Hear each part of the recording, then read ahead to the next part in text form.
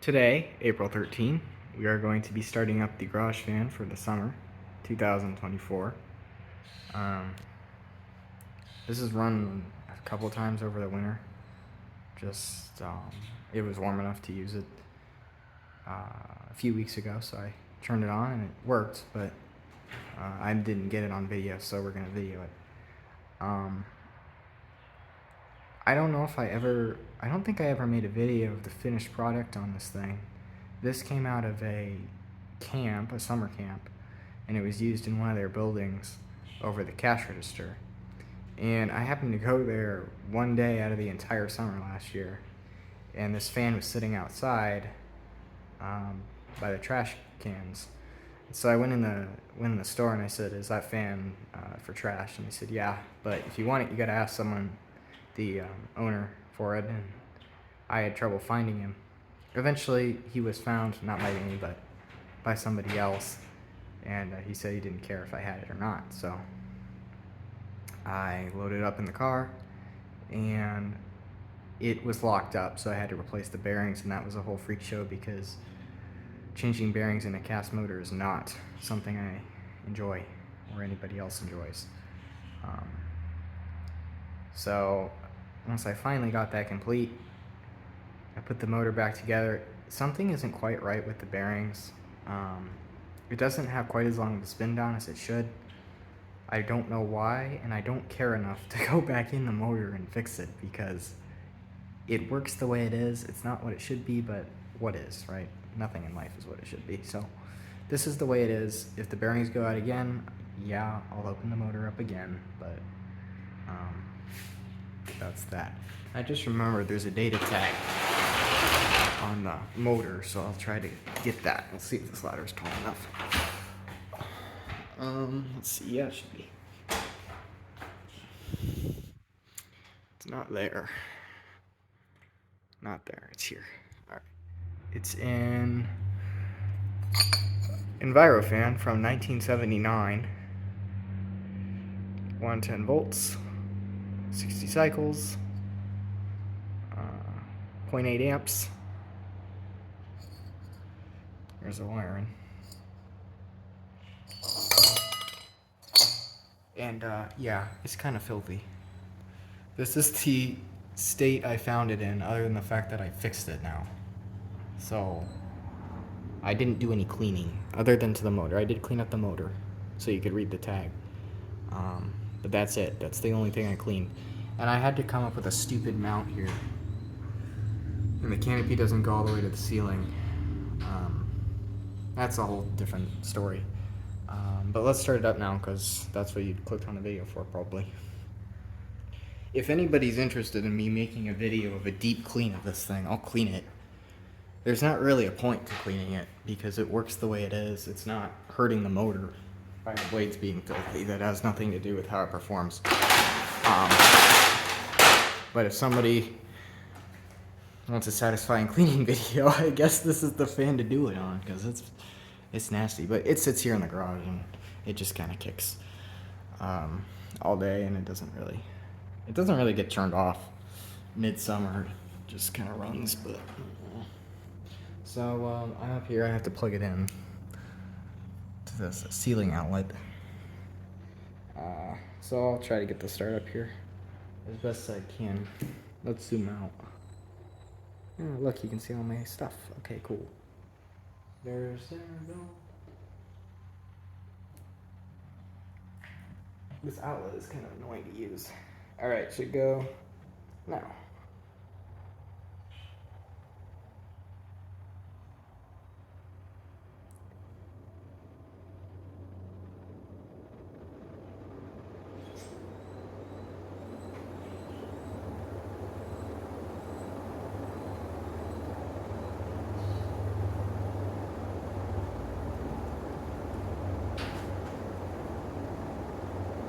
Alright, it's up to full. It's in pretty good clock for the condition where it was running. I mean, it's out, but it's not terrible. So as a result, it really doesn't shake all that much.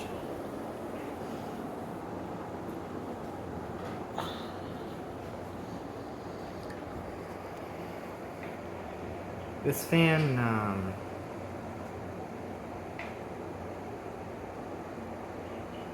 it's underwhelming for the amount of air it moves. It's really going quite quick, but because there's almost no pitch to the blades, it really just feels like a regular ceiling fan on high. Whereas this is really kind of rated as an industrial sort of fan, from what I understand. I would expect some more air out of it, but I don't know. It is what it is. It's a cool piece from a place that I have memories going to, so I keep it. And it's, the air isn't, because the blades are kind of pointed up a little bit, the air is, I mean, I'm feeling it fine over here. It's moving a lot of air. The problem is, when it gets really hot, the amount of air felt almost diminishes just because of how it's moving hot air around.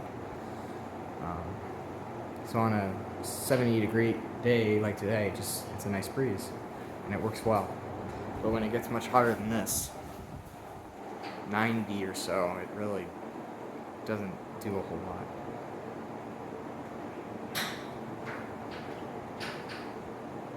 But it's working. It's doing a good job. I think the reason why it locked up at that at the camp was, well, a number of reasons. Obviously, it had a lot of hours on it, judging by the state of the blades. But you know, after a while, bearings will just give out, which makes sense. But the other factor to factor in is that building was not climate controlled. It had a couple exhaust fans, attic fans, and then I think I have a video on my channel of every single window had a Lasco box fan in it. So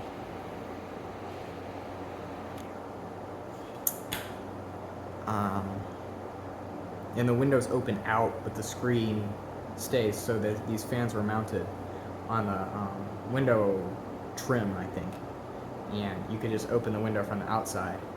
I remember going in there once, and all the fans were on, but none of the windows were open.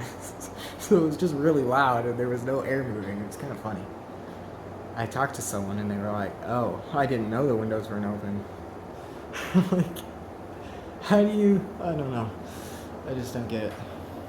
But that was funny. Anyway, so over the winter and in the summer, these windows, they leave some of them open all the time. So any sort of air or anything, moisture and stuff is getting in there. And over time, that'll screw up bearings. Alright, we're going to shut it down now, because this is only one speed. It's not on a variable control.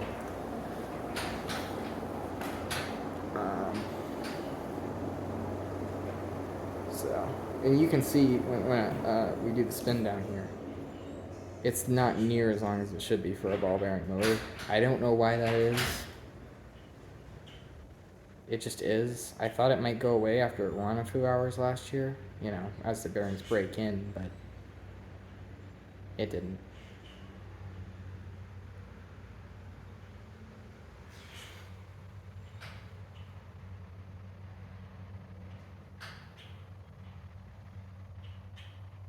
I mean, it's ball bearing. It should spin no way longer than that.